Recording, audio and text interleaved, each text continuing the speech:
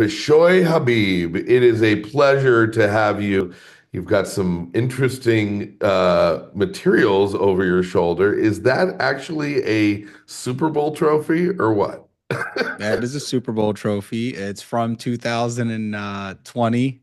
Uh, the Super Bowl, the more recent Super Bowl for the Tampa Bay Buccaneers. I'm here based in Tampa Bay. I have some clients on the team, and that's kind of the extent of where I can get into there. And then that's a Mike Evans signed jersey. You can't read it, but it says to my favorite real estate attorney. And then he had signed it for me. So big Bucks guy, and then big Orlando Magic guy. That's a signed Penny Hardaway as well. So grew up in Orlando. Now I'm in Tampa. So these are my teams. Wonderful. Well, that we'll get into offline over a beer someday, That's right. NDA or something. Uh, That's right.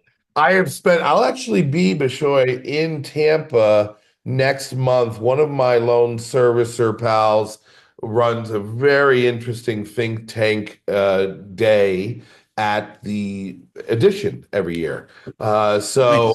I will be in town, so we should definitely get together and I'll invite you over for a drink at the hotel or something like that. That sounds good. That sounds good. I was just there this week.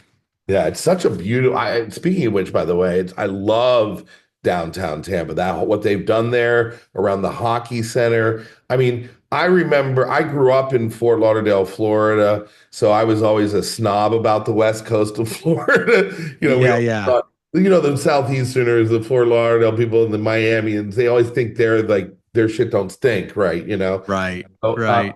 and I mean, the West Coast was it's always a different feel. The Gulf of Mexico, the vibe, a lot of the folks that used to come down the West Coast were more Midwestern people versus the Northeastern folks. But I will say Tampa has always had a place in my heart. I have a business partner that went to USF, two of them actually. I love Burn Steakhouse, and I Yep. really love what has happened there downtown in the Marksville. Yeah, yeah. I went to USF as well. I went to Stetson Law here in St. Pete, Florida. I think we were like the number one beneficiaries of COVID, if you could call it that, in terms of the influx of not just people but capital. There was I think the craziest statistic, I don't even remember the actual numbers, but we went to Tallahassee one time as part of a group I was with, and that's the capital here in Florida. And it was like 2023 or 2022. So it was 2, 3 years into COVID. And they were saying the amount, they had a statistic for the amount of dollar flowing into Florida outside of other states like California, New York, New Jersey, Illinois, and the amount of billions of dollars flowing into Florida on a daily basis. It was like $1 billion a day flowing into Florida in terms of businesses moving down here, but also people moving down here, moving their assets down here and buying real estate down here. Um, and a lot of that Tampa, I think, was the number one beneficiary in the state. So we have seen quite a big change in Tampa Bay, and it really had been leading up to COVID. COVID just took the top off. Um, the downtown area you're talking about, that's one development. That's definitely the biggest one. That's phase one. There's two more phases over the next 10 years. They're redeveloping Ybor City for anybody who knows anything about Tampa. That if you've been to Tampa, you've probably been to Ybor City at least Especially one late night. at night. And yeah, exactly. So, they're cleaning all that up. Yeah. And then there's other projects going on all over. Downtown St. Pete is just an amazing place. So Tampa Bay as a region, and now we're starting to go up to Pasco County and out west towards Orlando, the Lakeland area, and down south. So a lot of motion down here for sure. There's another side to all of this. As someone who you and I have grown up in the Florida market, we also understand with all the boom and that Florida has seen over 100 of years of history or more. There's been a few busts along the way, and I don't. When you talk about billions of dollars a day coming into Florida in 2020. There was a similar kind of situation that went down here in Florida in the 1920s when there were folks selling swampland or new developments in the Tampa area and in all along the southeastern seaboard.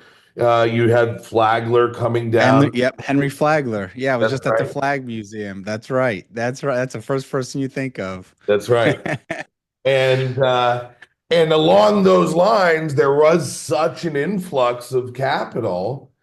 It actually there. I read a book recently called something was it called Bubble in the Sun, about how there's this kind of this thought that so much capital left the Northeast on train or boat or whatever to come down here and buy real estate in Florida that at ever increasing exponential values in a short period of time, that it created that bubble effect there. But it also may have impacted the stock market in 1929. It was trying to make the case that there wasn't enough liquidity back in the Northeast because everybody had come down here and bought real estate. Then now they couldn't sell and whatnot. So when the market did bubble out, it had even greater impacts. And the only reason I bring that up is I am a believer in major metros all over the country, especially in Florida. Tampa, what they've done in the Tampa, St. Pete area,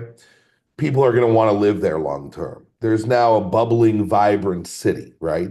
Same as with Miami, same as with Fort Lauderdale, Palm Beach, Orlando, you could say. The areas that I don't have as much confidence in are those areas along the coast or inland that have seen similar exponential increases in value through an influx of investors and people, able to move down here. And I don't know that there's a long-term demand to support some of that. I'm worried. I've been hearing some things from my brokers on the ground in Florida, as you, as someone who now owns a real estate brokerage in Florida dealing with off-market deals, are you starting to get the sense that Florida is a little overheated right now, or that there might be something on the horizon? Florida's been overheated. So I'm the biggest cheerleader for Florida. I'm the biggest cheerleader for Tampa. And if you know my story, I'm licensed in New York. I grew up in Florida. The reason I'm licensed in New York is because my first real job out of law school, I went and worked for basically a big developer was our big client, and he did all kinds of hotels. He was a hotel developer, the biggest one in the history of New York till today. Built maybe 100 hotels in Manhattan, start to finish. So amazing experience. I got 2 years, got to understand what $100 million deal looked like, which we didn't have very many of in Florida or in Orlando back 15 years ago when I started. So, um, amazing opportunity. The reason I bring all that up is to say there was a fork in the road after 2 years there. I had to make a decision. This was 2015. I had to make a decision. Do I really, plant my roots? And I was a 25, 26-year-old single guy, so I could do whatever I wanted. But do I plant my roots in New York, or do I come back down to Florida? And again, 2015-ish, I'm like doing the math. I'm doing the quality of life. I'm like, well, why would I live up here? Why would I do it? Exactly. Right. And I made that decision 10 years ago. And now everyone finally understood the reason behind that decision during COVID, right? And so everyone followed suit and did the same thing. We have some natural advantages that a state like New York never will. Sometimes I wonder if politics is one of those natural things, or if it could ever be changed. But joking aside, we've been too hot. We've been running too hot. It's completely unaffordable here, right? We, as a Floridian and a Tampani, we'll just keep talking about Tampa because I know about Tampa. We are like excited to see people finally leaving Tampa and going back to New York and back to New Jersey and back to California. We loved it for a little while, and then it became too much. People kind of overstayed their welcome. And what I mean by that is this: the traffic. There's no public transit in Florida. There's none. I mean, they made this bright line, and everyone's losing their damn minds over it. And it's got four stops. I mean, it goes from Miami to Orlando, and I heard it's cool. I haven't ridden it yet. It's cool. Yeah, but you get to four cities in the whole state, one of the biggest states. You get to four cities, and that's it. So that's the closest thing we have to public transit. That's a major, major issue. That transportation is, in my opinion, the number one, probably number two besides affordable housing, but number one or two issue: transportation, affordable housing in Florida as a whole, and especially here in Tampa. Um, and those issues were exacerbated to a great extent when people moved down here because all those people from Cali or New York or New Jersey or Chicago sold and bought up cash and pushed all the locals out of the economy. The roads are there was no such thing as rush hour traffic in Tampa, and being very we're being babies about it because we just had no traffic and now we have some traffic. You get down to Miami, you get to Atlanta, Oh, you get to California, get to New York. It's we're nothing compared to that traffic, but it's just not what we're accustomed to. So we are going to bitch and complain about it. The point is the infrastructure is not set up to accommodate what we didn't plan this out, 10 years ago, 20 years ago when we're doing a comprehensive plan, this wasn't part of the plan. So now I think 10 years from now, you will see that. And we grew so fast that the airport couldn't keep up. We're building a brand new terminal in the airport. And that's just one example. The roads are the same way. We do need to call the market needs a correction. The market needs a correction. There's no doubt about that. And if you've been tracking anything over the last year, it's market specific, but a lot of the markets have the housing and the real estate in general has gone down 20, 30, 40%. Maybe not 40, but like 20 in some areas and definitely 30 in some areas. You get areas like Miami, which are probably a little bit more insulated because there's just so much money coming from other countries, from South America, Latin America, China, Russia. Tampa's not like that. Orlando's not like that. Jacksonville's not like that. And the rest of the state's not really like that. So I think the correction that we're seeing, it's real. I think it's healthy. I don't think I just cut a video. I make videos and I'm on Instagram, Attorney Bishoy, and I just cut a video not an hour ago saying that the number one trend I'm seeing today is loan defaults, especially with private lenders and especially with real estate investors, because all these people bought in 21 and 22 and 23 thinking we were going to see this 20 and 30% appreciation annually. That's not sustainable and that's not healthy. And the people who underwrote deals thinking that it was going to continue, those people are dead in the water. It's the same thing with the commercial buyers and syndicators who underwrote 3% increases on expenses in 2021 and just left no room for anything to happen. Granted, the inflation went out of control.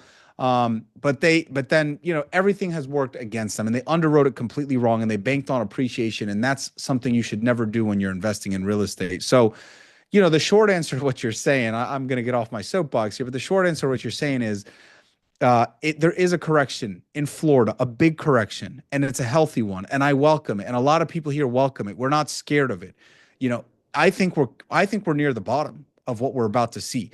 And I'll end with this, just so you don't think it's all gloom and doom, because it's not. I'm very bullish on Florida. I am very bullish. People still want to live here. We are still the best state in the country, in my opinion, to live in. We have in my opinion, DeSantis is doing really, really good things. He is a master at bringing outside capital and outside business.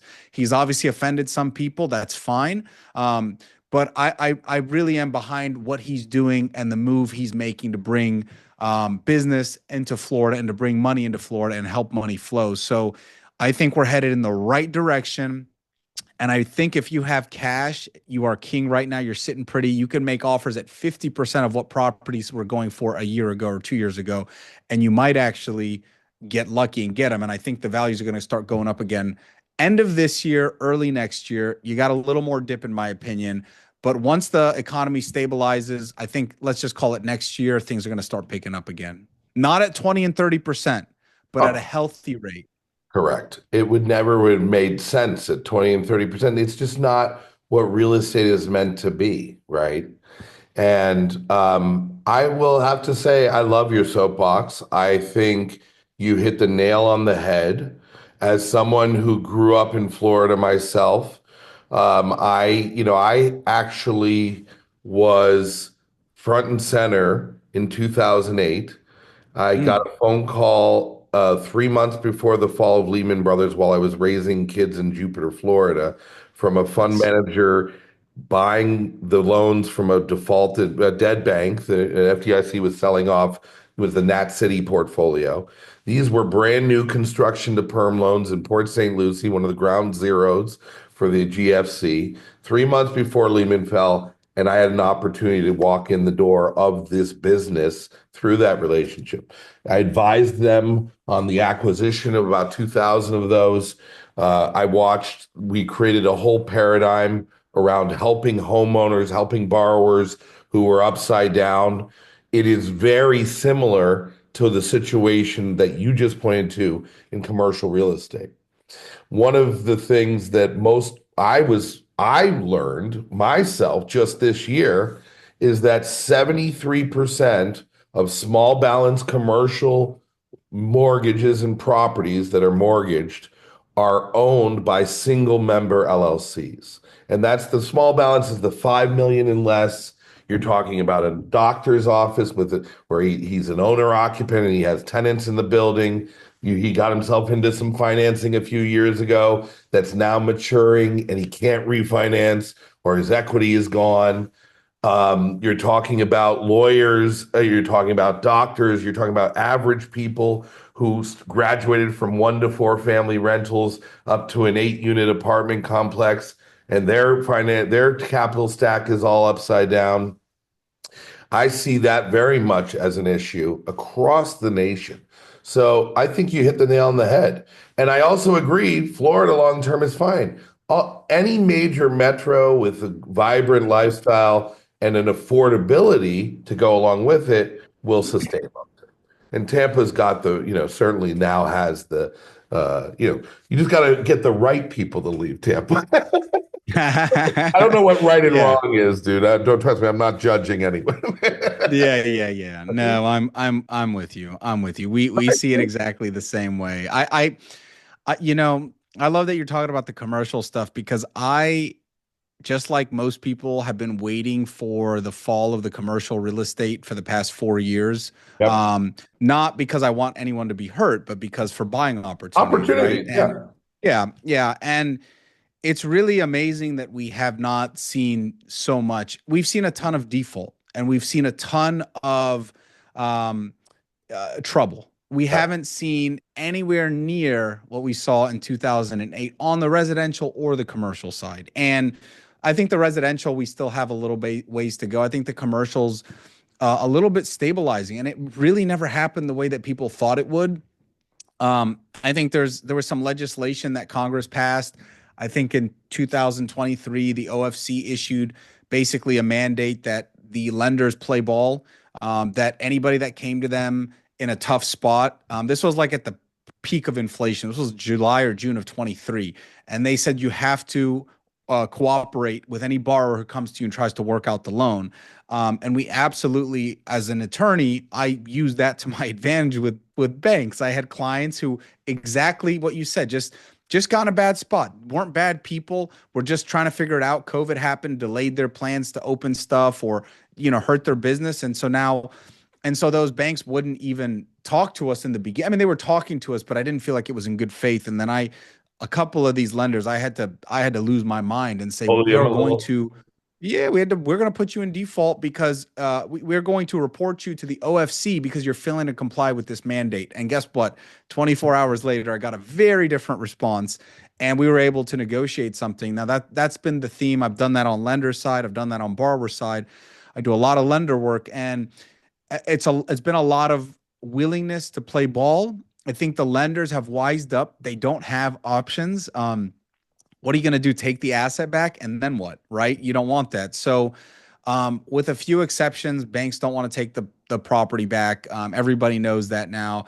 They learn that there's no point in the foreclosure process if they have a borrower who's willing to play ball. And again, most people are at this point. So you're right. The cash in refi, that was something nobody really wanted to do. Some people had to do.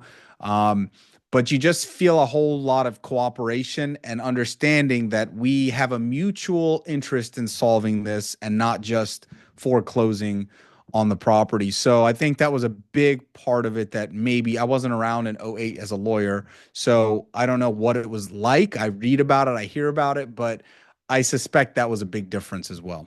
Yeah, there's a couple of things you point to there. I'm glad that we're having this conversation. And you, man, you are a pretty brilliant young guy. And we have to work together. I now have determined that through this call.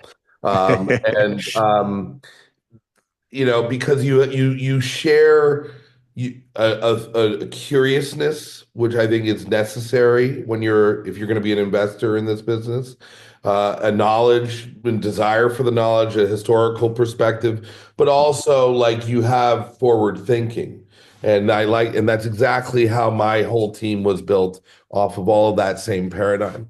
One of the things you pointed to with this mandate, the government also has given so many tools to the banks to kick these cans down the road. So when they did finally start to push interest rates up, they loosened CECL reporting requirements. They created the whole TDR program, which was basically what you said. So now the lenders can adjust and modify and work with borrowers. And as long as the borrowers continue to pay those newly defined terms, no longer fall into a non-accrual status where the bank has to capitalize for it. And you see several banks where, while their commercial NPL portfolio on the call sheets is not ticking up more than 2%, their TDR levels are up 4%. And I'll point you to this. I'll get you some data to support this. And it's so they have done a fantastic job kicking the can down the road. The commercial real estate mortgage market, believe it or not, is a third of the size of the residential market. So when things kind of ground to a halt in resi back in '08, it was so massive, that 40% default rates or 30% default rates, you're talking trillions of dollars of debt that needed to be worked out all of a sudden. And yes, dealing in larger loans. Now, the problem is that a lot of these banks that are still portfolioing this commercial debt and trying to work through these TDR scenarios, and like you pointed to, a lot of them didn't have special assets groups. They were like before 2008, banks had SAG divisions, they had their own workout groups. There's an entire generation of guys my age and younger, from your generation, that other than you're like a workout god because that's what you've done. The bankers there's none of them that have any clue. And I meet with the old generation of SAG officers at the banks, and they don't get a budget from the bank to hire. And even if they had a budget to hire, where do they hire from? There hasn't been an Right. audience for that in the banking sector. So I think there's another opportunity there for you being a representative of both lenders and investors. So we definitely have to find ways to work together. There's no doubt about that. 100%. 100%. This is a fun one. Yeah. This is fun. I could do this all day. I mean, I don't want you to tell me any new projects you're working on because that's going to be between you and me from now on. But I Right, want you right. to share some key insight that you've gained. I mean, you are wiser beyond your years. You've obviously, earned the trust of some good clientele. First of all, are you New York State still on the bar, or are you Florida and New York? What are you doing there? I'm licensed in New York. I keep it active, but I haven't practiced there in 10 years. I really don't intend to. But my dad, who's a wise man, when I was up there, even after I was thinking about leaving, he's like, just take your damn bar. You don't know when you're gonna need it. And I was a very good decision. It- People get really excited. I will tell you this, I get a lot of New York guys that come down here and they get super excited when they see it. So there's a marketing aspect to it. But I don't actively practice in New York. Well, I'm in it'll allow Florida. you to go back in when you're going to always have a local New York. But so much of our contract law and our specialty finance deals with the bigger lenders, and when we're starting to get into securitizations this year. I mean, a lot of that's based on New York contract law. So, if you're my partner or it's good to have that knowledge and to Yeah. be able to go in even if you have local counsel representing you and make yourself, as a co-counselor, on deals or whatever. So, especially on behalf of certain clients.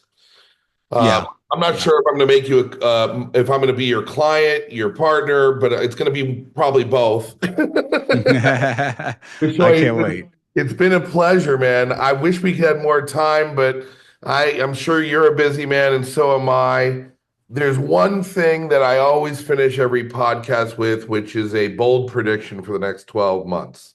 It doesn't have to be real estate related, but I mean, I think we can all assume there's some volatility coming down our way. Do you have any thoughts on what the next 12 to 24 months might look like in our world? I think it's going to be painful. I think it is. I really do. I think like look what's going on in the on a macro level. Look what's going on with the tariffs. Inflation's not gone. People are scared. There's less disposable income available now than at any point. We all know debt, credit card debt, auto debt is at an all-time high in this country. Defaults are on the rise. We talked about the real estate market. Um, I just think that we as a country made some very short-sighted decisions over the past 5 years. And if you want to read between the lines, you don't have to. We printed way too much money. We've taken on way too much debt. We've spent more money than we needed to. We sent more money to places that we didn't need to send it, that really didn't serve an interest to our country and our citizens. and uh, and we're feeling the pain. Everybody wants the button in the hospital, for all the, Yeah, the the pain. lauded or Yeah, whatever. the dilaudid. Everybody wants that. You don't, that's not, that's what printing money during 2020 and 21 was. And then, but you got to pay the price at some point, right? It's just, it was a bad decision and we're feeling that pain today and we pushed it off as much as possible, but there will be a reckoning for it. That reckoning is happening as we speak. We're in the beginning of it. Does it last 6 months, 12 months, 18 months, 2 years, 5 years? Every single indicator of a recession is either happening or has happened. Um, I obviously don't want a recession, but I just feel like it's inevitable with the way things are going. So I would just say save your cash, put it into something that you think, you know, long-term investments. Think about where the world is going. But I think that's pretty much how I feel about the way things are going. And every day I get more confident. I've been feeling this way for 3 years, waiting for the other shoe to drop, and it's dropping. It's happening in slow motion. A lot of times we don't realize it until it's we're halfway through it, but it's happening. So just take a look around and see what it looks like. And we're in the middle of the start of some bad, tough times. But again, that's not anyone's, I'm not blaming any one person. That's the Sure. situation we put ourselves in. And I think some of these policies eventually will get us past this hump, but there has to be pain before we get to the good part. I couldn't agree with you more. And I, like you said, those of people who feel dumb rich because of a falsely inflated asset value or portfolio should not have ever really counted those dollars to begin with. And I don't see, I think a market reset, a recession will re-strengthen our dollar long term. Yes. Yes, absolutely. So that's the Absolutely. way you look at it, That's kind of Tom. what's going to happen. I mean, when home values lose 20 to 30%, that's strengthening the dollar indirectly. You're absolutely right.